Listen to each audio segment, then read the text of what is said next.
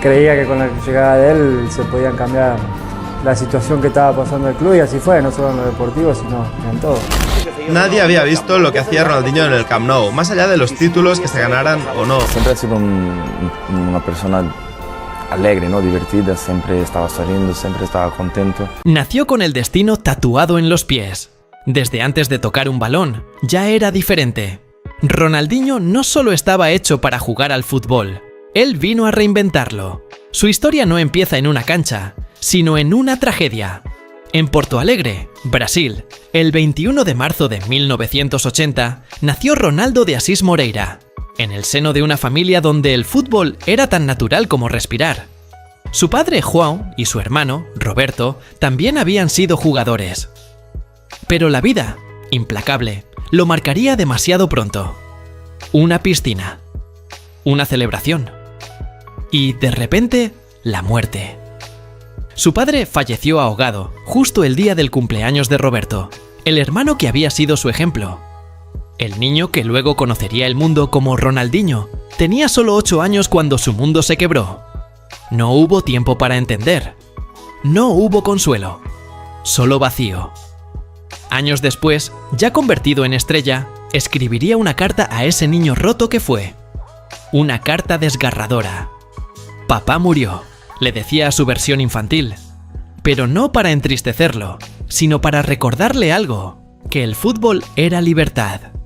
Que no se trataba de meter goles, sino de jugar con alegría. Que mientras otros corrían por victorias, él debía hacerlo por placer. Porque así lo habría querido su padre. Fue en ese preciso momento, en medio del dolor, cuando se gestó algo que el mundo nunca olvidaría. No un futbolista, un artista del balón. Uno que transformaría cada cancha en un escenario y cada jugada en una obra maestra.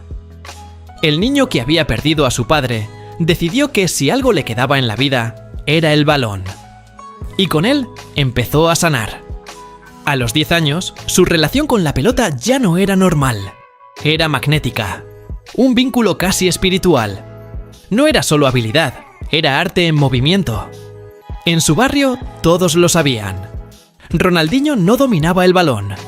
Lo acariciaba, lo seducía, lo hacía suyo.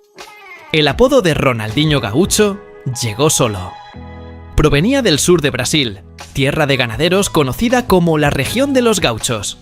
Pero no era el origen lo que llamaba la atención, sino su manera de jugar. La calle, el fútbol sala, las canchas pequeñas... Todo lo había moldeado para que cada movimiento fuera una trampa para el rival. Mientras otros niños daban pases, él bailaba con el balón. Mientras otros corrían, él flotaba. Y su hermano Roberto, lejos de sentir celos, fue su primer entrenador.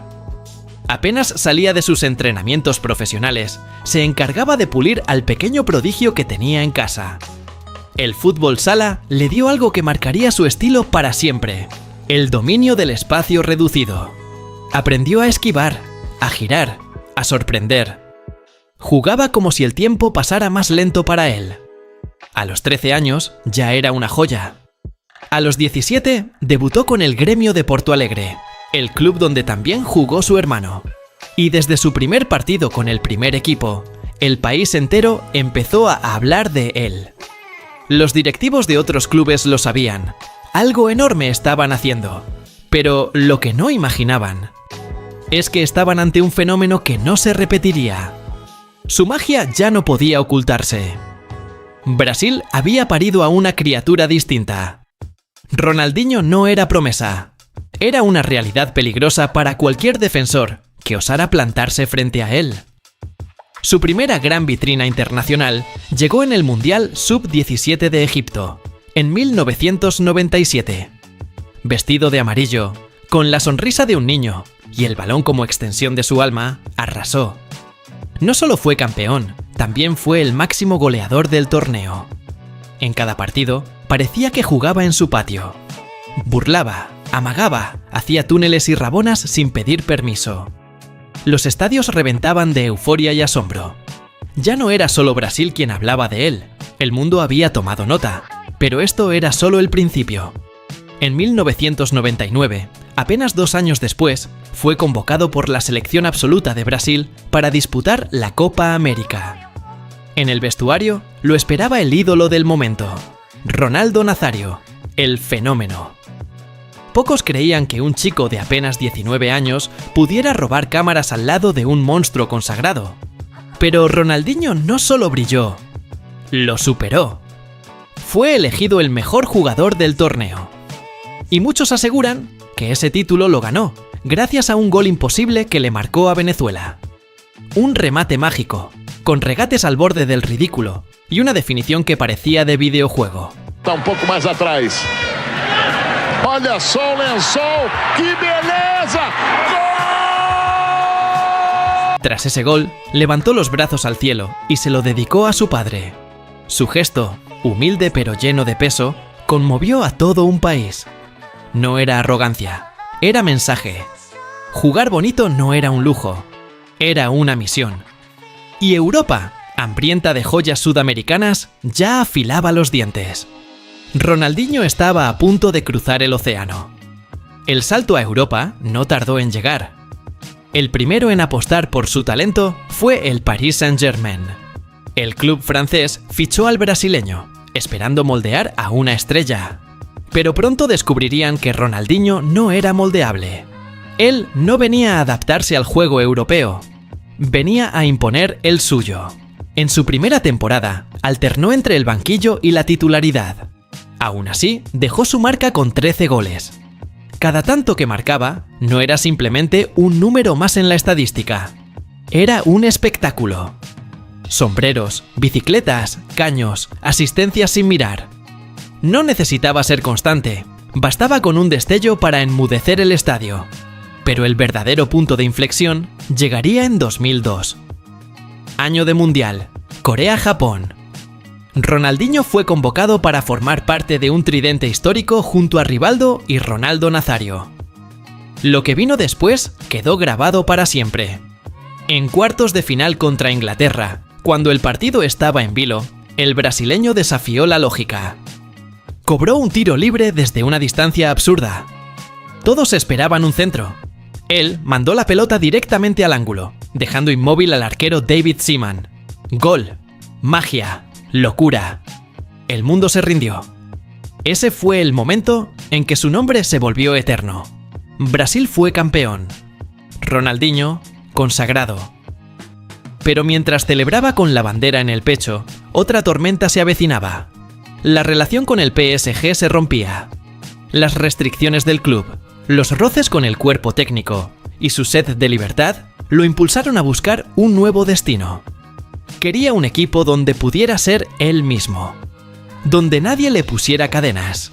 Y así apareció una oportunidad, una ciudad, una camiseta, un escudo que lo esperaba para resucitar: el Fútbol Club Barcelona.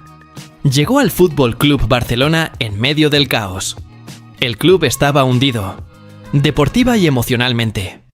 El vestuario era una sombra de lo que fue. La afición, cansada. La gloria parecía un recuerdo distante. Y entonces apareció él. Ronaldinho firmó por 25 millones de euros. En su presentación, no solo sonrió. Encendió una esperanza dormida. Con la camiseta número 10 sobre los hombros, prometió devolverle la alegría al Camp Nou. Y cumplió. Desde su primer partido, quedó claro que no era un fichaje más. Su forma de moverse era diferente. Imparable. Inmune al miedo escénico. En cada regate, en cada asistencia, había una energía nueva, contagiosa. El Barça volvió a tener alma. Y no solo ganaba, ahora se divertía. En 2004, fue nombrado el mejor jugador del mundo. Un año después, en 2005, levantó el Balón de Oro. No se trataba solo de trofeos, se trataba del modo en que los conseguía. Goles de otro planeta, asistencias imposibles, jugadas que hacían dudar de la realidad. Si el balón estaba en sus pies, todo podía pasar. En 2006, coronó su etapa mágica con la Champions League. Pero su momento más icónico no fue un título, fue un aplauso. En pleno Santiago Bernabéu, hogar del eterno rival, El público del Real Madrid se levantó de sus asientos para ovacionarlo tras 2 goles de antología, un acto que cruzó la frontera del respeto. Aquello no era rivalidad, era admiración pura. Ronaldinho se convirtió en el faro de una generación, el eje de un equipo que aprendería a brillar con él. Y después de él, porque también supo mirar al futuro. Supo que algún día alguien más debía tomar su lugar. Y ya tenía al heredero en la mira, Lionel Messi. Ronaldinho lo vio venir, el chico callado, zurdo, bajito, con mirada de fuego y una zurda asesina. Lionel Messi era apenas un adolescente, pero él lo supo desde el principio. Ese niño era diferente. En el vestuario del Barça, Ronaldinho lo adoptó como un hermano menor. Le abrió paso, le dio confianza, le regaló su primera asistencia. Y antes de irse, le hizo una petición que lo cambiaría todo. El número 10 será tuyo. Pero mientras Messi despegaba, Ronaldinho empezaba a caer. Luego de ganarlo todo, su vida dio un giro. Las fiestas se hicieron frecuentes. Las madrugadas reemplazaron a los entrenamientos. Las gambetas empezaron a perder fuerza. Su sonrisa, antes símbolo de alegría, ahora era un reflejo de evasión. En el Mundial de Alemania 2006, Brasil llegó como favorito, pero dentro de la concentración, la fiesta nunca paró. Ronaldinho, Ronaldo, Robinho, Adriano y Roberto Carlos salían de noche, se presentaban agotados a los entrenamientos y perdieron el enfoque. El rendimiento fue pobre. La eliminación ante la Francia de Zidane fue lapidaria. El declive era inevitable. En el Barça ya no brillaba. Su cuerpo técnico perdió la fe. Sus piernas ya no respondían como antes. Messi comenzaba a ser el nuevo sol alrededor del cual giraba el equipo. Y así, con más nostalgia que gloria, Ronaldinho dejó el club que lo vio tocar el cielo. Su próximo destino fue el AC Milan. Pero lo que se esperaba como un renacer, terminó siendo un entierro silencioso de su fútbol de élite. Allí, entre noches italianas y escándalos, se fue apagando. No por falta de talento, sino por exceso de abandono. Había sido un dios, pero también un mortal débil ante sus propios excesos. Ronaldinho ya no era el mismo. El ídolo que había encendido la magia del Barça, que había conquistado al mundo con una sonrisa, comenzaba a desaparecer entre sombras. Su talento, intacto. Su disciplina, enterrada. Tras su paso por el Milan, regresó a Brasil. Flamengo, Atlético Mineiro, incluso un fugaz paso por el Querétaro en México. En cada equipo, mostraba chispazos de lo que había sido. Regates brillantes, goles mágicos, momentos que recordaban a aquel chico de Gremio. Pero eran solo eso, destellos. Breves, hermosos, pero pasajeros. El fútbol dejó de ser prioridad. Las noches lo consumían. Su físico cambiaba.